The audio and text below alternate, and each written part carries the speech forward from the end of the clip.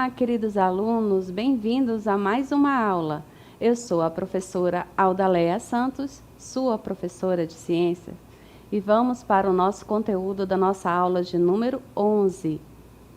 Objeto de conhecimento, ecossistema, detalhamento, cadeia e teia alimentar na floresta amazônica. E vamos para a nossa aula.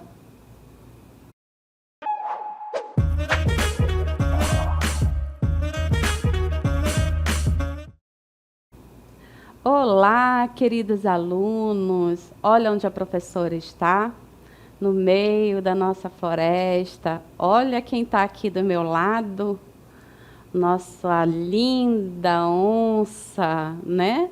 A professora só tem coragem de ficar perto assim, ó. Então, eu quero lhe fazer uma pergunta.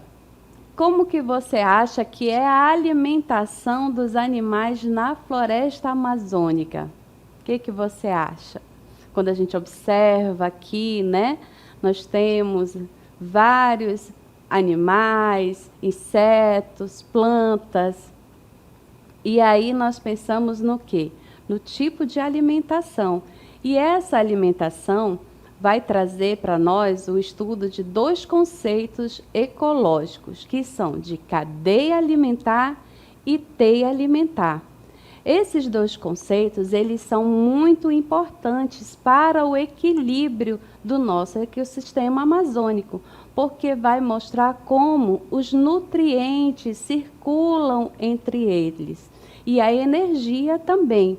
E nós estudarmos, aprendermos mais sobre isso, faz com que a gente compreenda essas relações, que é fundamental para a conservação dessa linda biodiversidade e para entender os impactos do desmatamento e outras atividades humanas na nossa região. Então, vamos lá aprender um pouco mais sobre esses conceitos. Nós vamos iniciar pela cadeia alimentar. A cadeia alimentar é uma cadeia trófica. Toda vez que você vê essa palavra trófica, você vai lembrar e pensar em quê? Em nutrição, em alimentação. Então, a palavra trófica não está relacionada a isso, à alimentação, nos nutrientes, né? Aos hábitos alimentares de animais relacionados a ele. Então, essa cadeia alimentar vai estar associada a uma alimentação e representa uma sucessão linear, na qual vai ocorrer o quê?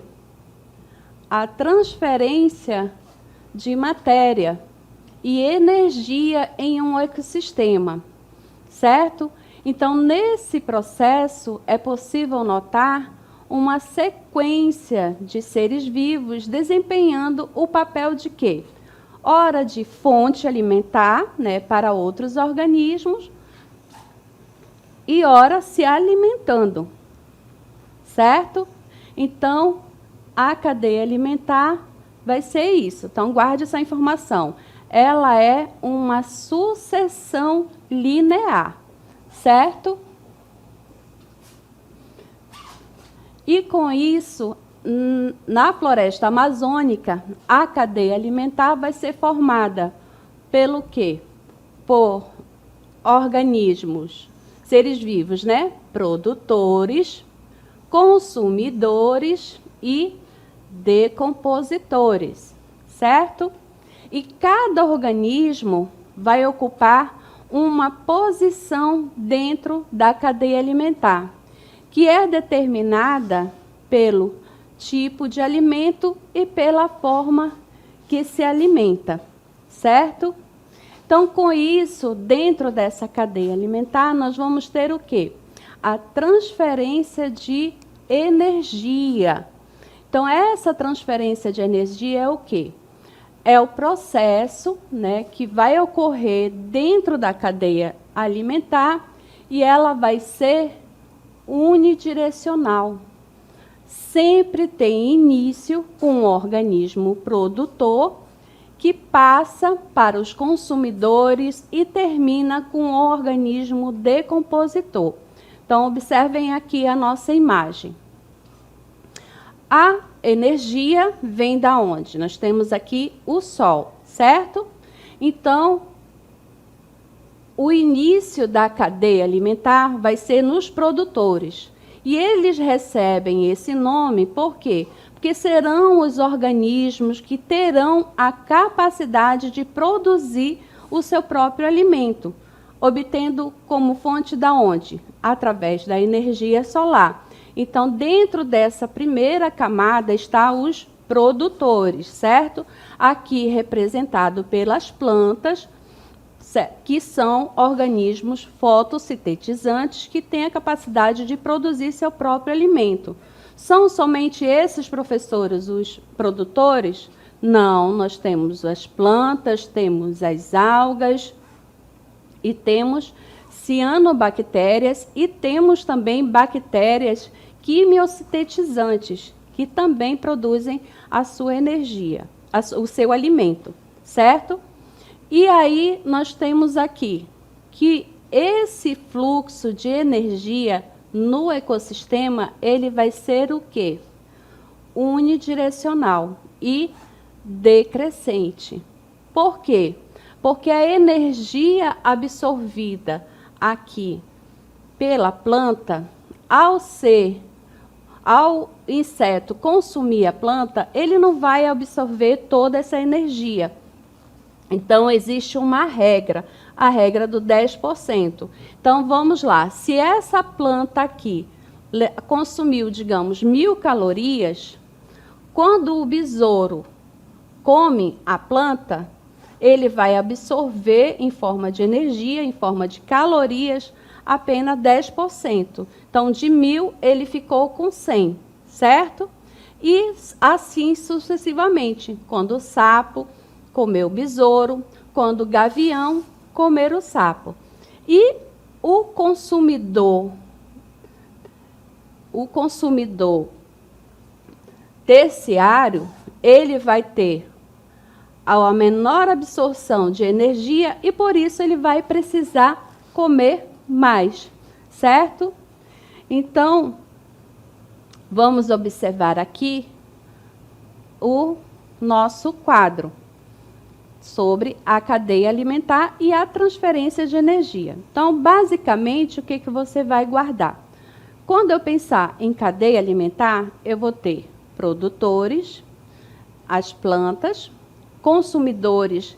Esses consumidores, eles poderão ser herbívoros, são aqueles que se alimentam, têm na sua dieta, né, a fonte vegetal, as plantas, e os carnívoros, que vão ali se alimentar dos herbívoros, certo? E os onívoros, que são aqueles que podem ter na sua alimentação tanto a origem vegetal quanto a origem animal. Um exemplo de onívoro, professora? Nós, certo? Nós somos onívoros, nós comemos tanto proteína, né, carne, como também o vegetal. Certo? E, finalizando, os decompositores. E os decompositores, eles fazem o quê? A decomposição da matéria orgânica. Então, todos os organismos, né, que terminam o seu ciclo de vida, passa pelo processo de decomposição. E a decomposição é feita por quem? Pelas bactérias e pelos fungos. Certo? Então, vamos observar aí de mais perto, destacando. Então, com isso, nós temos os produtores, como foi dito, né? Quando eu lembrar de produtores, eu estou lembrando de plantas, né? De algas, de organismos fotossintetizantes, de seres autótrofos que produzem o seu próprio alimento. E aí eu vou ter também seres quimiosintetizantes, como bactérias, que também produzem seu próprio alimento através de um processo químico, certo? E aí, dentro dos consumidores, nós vamos ter dos tipos herbívoros, que alimentam-se de plantas dentro da sua dieta, os carnívoros, né, aqueles que se alimentam dos herbívoros, e os onívoros, que têm ali na sua alimentação a fonte vegetal e a fonte animal. E os decompositores, eles fazem parte da cadeia alimentar e eles fazem parte de uma forma muito importante, muito relevante, porque são eles, através do seu processo de transformação da matéria orgânica, que traz nutrientes para as plantas, certo? Então, com a ciclagem da matéria orgânica, eles devolvem para o meio ambiente nutrientes que vão fazer ali parte da nutrição das plantas. E como nós estamos vendo aqui, se não temos plantas, não vamos ter herbívoros, não vamos ter carnívoros e, consequentemente, onívoros. Então, impactaria diretamente em toda essa cadeia alimentar, certo? E a cadeia alimentar, ela é dividida em níveis tróficos, certo? Lembrando lá do início, quando você vê essa palavra, vai estar associada ao quê? Ao tipo de alimentação, ao tipo de nutrição e aos hábitos alimentares. Então, as cadeias alimentares são compostas, né, por 3 níveis tróficos. O primeiro deles são os produtores, que são organismos que produzem o seu próprio alimento, autotrófico, e ocupam, né, o primeiro nível trófico, certo? Nós temos as plantas, as algas, que fazem parte do fitoplâncton, e bactérias quimiosintetizantes e cianobactérias. Os consumidores são os organismos incapazes de produzir o seu próprio alimento. Podem ser classificados como primários, secundários, terciários, quaternários e assim sucessivamente. E os decompositores serão o último nível trófico, composto por fungos e bactérias, certo? E aí nós passamos para os níveis tróficos em ambientes terrestres. Esses níveis tróficos em ambientes terrestres, eles são extremamente importantes, porque qualquer alteração deles vai impactar diretamente aonde? Na parte do ecossistema, na parte da biodiversidade, certo? Então, vamos observar aí a nossa imagem. Nós temos as plantas, certo? Os cupins, o tamanduá e a sussuarana, certo? Então, todos estão aqui dentro do ambiente terrestre, e observe na imagem que todos se ligam, né, à questão dos decompositores, porque todos vão ser, né, transformados, ciclados novamente para o meio ambiente através da ação dos decompositores, que ali fazem a ciclagem de nutrientes que vai ser para as plantas. Então, quando você tira um desses da cadeia, você tem um impacto em todo o ambiente terrestre. E na Amazônia, isso impacta o quê? Na alteração de todo o nosso ecossistema. Então, você não, observando aqui a imagem, você tem, né, aqui uma sussuarana. Se você tira a sussuarana, se você tira, digamos, o cupim, como que o tamanduá vai se alimentar, né? E a sussuarana, por ser um grande predador, ela vai ter mais ofertas de alimento para ela, né? Contudo, o tamanduá, que vai se alimentar de cupins, ele já é mais fragilizado com a questão da alteração. Então, por isso que esses níveis tróficos em ambientes terrestres, eles sofrem muito com as alterações. Que tipo de alteração, professora? Do tipo desmatamento. Quando você faz um desmatamento em uma área, você impacta diretamente em vários organismos que ali estão. E com isso, você influencia diretamente na cadeia alimentar daquele ambiente, certo? E isso vale tanto para o ambiente terrestre, quanto também para o nosso ambiente aquático. E no ambiente aquático, essa interferência, essa mudança climática, ela tem um impacto muito maior, porque o nosso ambiente aquático, ele é muito mais sensível a esses tipos de alteração, de mudanças climáticas, de alteração de temperatura, de poluição, certo? Os organismos, eles são muito mais frágeis, muito mais suscetíveis, né, a serem impactados com essas alterações. Então, vamos observar a imagem do nosso ambiente aquático. Nós temos aí as algas. Lembra que a professora falou que nossos organismos autotróficos, né, no ambiente terrestre, nós vamos ter as plantas.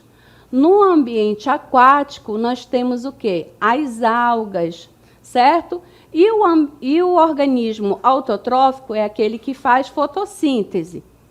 E no processo final de fotossíntese, ele faz o quê? A eliminação, a produção do oxigênio, certo? Então, esses organismos aqui também liberam oxigênio para o nosso meio ambiente, certo? E por isso que qualquer alteração nesses organismos tem um impacto muito grande, porque vai impactar onde? Na produção de oxigênio que nós utilizamos, certo?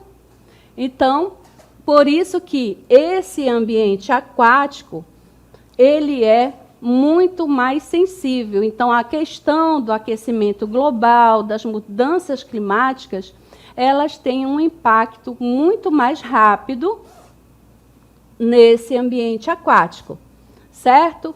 E quando nós lembramos aqui também a questão dos peixes para nós, para a nossa região, vocês sabem que na nossa região nós temos a questão do defeso, né? Que é o quê? Respeitar a época de reprodução dos peixes. Por quê? Porque nós tiramos em grande quantidade da natureza. E ali, ó, você está vendo, ele faz parte de um ciclo, ele faz parte de um todo. Então, quando a gente tira em excesso, você corre o risco de levar o quê? A extinção. Por isso que é tão importante nós respeitarmos, nós que vivemos, que temos a nossa subsistência, né? Tanto na questão financeira, para aqueles que vendem o peixe, como também para a questão da nossa alimentação, nós precisamos, sim, respeitar a questão do defeso e estarmos sempre atentos ali para tirarmos apenas o que formos consumir, né? E tirar além, para que a gente não leve à extinção, certo? E com isso, nós vamos ver agora um vídeo que fala sobre esse impacto, né, na extinção de espécies dentro da cadeia alimentar. Então, na nossa animação, nós estamos vendo aí, né, que existe o sapo, as cobras, o gavião. E aí, se você tira o gavião, o que acontece? Aumenta a população de cobras, certo? Então, isso é um desequilíbrio ambiental. Quando você tira um organismo, um outro pode crescer ou um outro pode se extinguir. E o que pode ocasionar, professora, esse desequilíbrio ambiental? a questão de desmatamento, a questão da poluição, a questão da caça ou da pesca, né, de forma além do que nós realmente precisamos, né, sufocando ali o nosso meio ambiente, certo? E ali gerando um desequilíbrio ambiental. E também as mudanças climáticas. Vou trazer aqui um exemplo de alteração da mudança climática que ocorreu ano passado no México. Os macacos bugio do México, que já estão em processo também de extinção, ano passado, com uma alta onda de calor e seca, o que aconteceu? Os macacos, cerca de 150 macacos, morreram por insolação e desidratação. Então, a mudança climática, o aumento da temperatura, gerou isso. E, com isso, qual foi o impacto dentro da população dos bugios? Que já estão, né, ali num processo de extinção. Um aumento, né, de mortes abrupta. Isso é um grande impacto para aquele ecossistema. E um outro exemplo, agora que nós vamos ver, sobre as mudanças climáticas, né, e como elas podem alterar as cadeias alimentares, trazemos aqui uma pesquisa realizada, né, no nosso CMEA News sobre os efeitos das mudanças climáticas, né, que afetam ali o tempo de vida de micro-organismos fragmentadores responsáveis pela decomposição da matéria orgânica e que também serve de alimento para seres aquáticos. Então, vamos observar aqui na nossa imagem. Então, se você quer ler a imagem completa, você pega aí esse QR Code, mas explorando mais a matéria, né? Essas mudanças climáticas, conforme o pesquisador relata, que houve, né, a mudança na vida dos organismos, porque você observa, se você já é, né, do interior, você vê esses tipos de folha, toda comidinha assim. Então, esses insetos, eles têm um período de larva, que é quando eles comem essas folhas, né, que é esse material, essa matéria orgânica, fazendo a sua decomposição. E atinge a vida adulta, mas com a alteração da temperatura da água, eles não estão chegando à fase adulta. E ali estão morrendo, certo? Então, com isso, fragilizando o ciclo, né, do inseto. E agora nós passamos para a teia alimentar. A teia alimentar é um conjunto de cadeias alimentares. Observem aqui que a teia alimentar é um conjunto de cadeias alimentares interligadas entre si.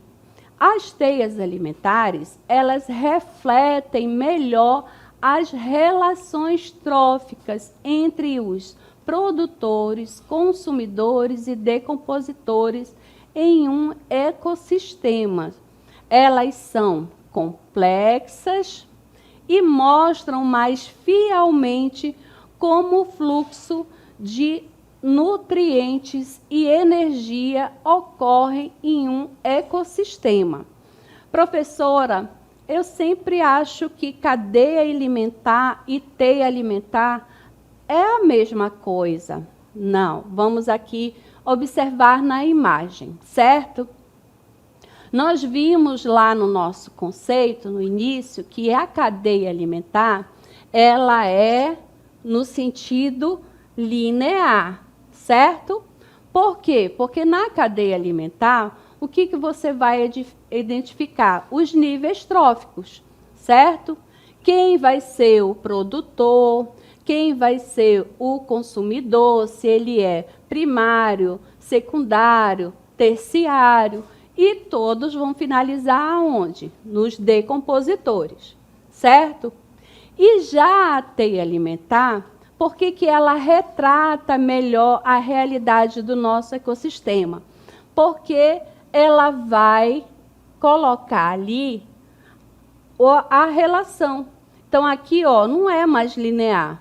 O besouro pode ser comido pelo sapo, o rato pode ser comido pelo gavião, pela cobra, certo? Então, essa relação da teia alimentar, ela vai estar relacionada ao quê? Ao ecossistema. É aquela história. A teia alimentar é como se fosse o supermercado. Entrou, escolheu o alimento, né, e pegou. É dessa forma, certo? Então, a teia alimentar, um ser vivo em uma cadeia alimentar, ele tem a capacidade de ocupar exclusivamente um nível, certo? Ou ele é produtor, ou ele é consumidor, ou ele é decompositor, certo? O único que ainda vai ter níveis mais diferentes vai ser o consumidor, que ele pode ser primário, secundário, terciário, contudo, ele permanece enquanto consumidor. Agora, na teia alimentar, ele pode assumir diferentes posições, certo? Então, por isso que a teia alimentar, ela traz ali, como o próprio nome diz, um emaranhado, né? E, com isso, tanto a nossa cadeia quanto a nossa teia alimentar, elas são muito importantes para o equilíbrio do nosso ecossistema amazônico, pois mostra o quê? Como os nutrientes estão ali fluindo dentro desse ecossistema. Não só os nutrientes, como também a energia. Haja vista que nós precisamos da energia para desenvolver as nossas atividades diárias. Nós precisamos crescer, reproduzir. Então, para isso, nos alimentamos e precisamos repor, né, a questão da energia. E a teia alimentar, observem aí, ela é complexa, né? Ela é interligada e ela faz o quê? Uma compreensão, né, entre as relações desse ecossistema e a energia e nutrientes que é transferido entre cada uma das suas espécies. Você pode estar olhando aí e dizendo, professora, o rato, ele come capim? Come. Existem duas espécies de rato que comem capim. O rato do capim e o rato do mato, certo? Então, nós vamos ter aí esse exemplo. E com isso, essa compreensão, ela é importante para o quê? Para a conservação da biodiversidade e para que a gente entenda melhor, né, os impactos, tanto de desmatamento, como também das outras atividades humanas no nosso ecossistema. Então, por isso que você, ao pensar que morreu os macacos, professora, mas só os macacos não tem importância. Agora você entendeu, né, compreendeu melhor que o macaco ele faz parte da cadeia alimentar, mas principalmente de uma teia alimentar que está ali atrelado a um ecossistema e à biodiversidade daquele ecossistema, certo? Então, espero que você tenha compreendido os conceitos da nossa aula e até a próxima.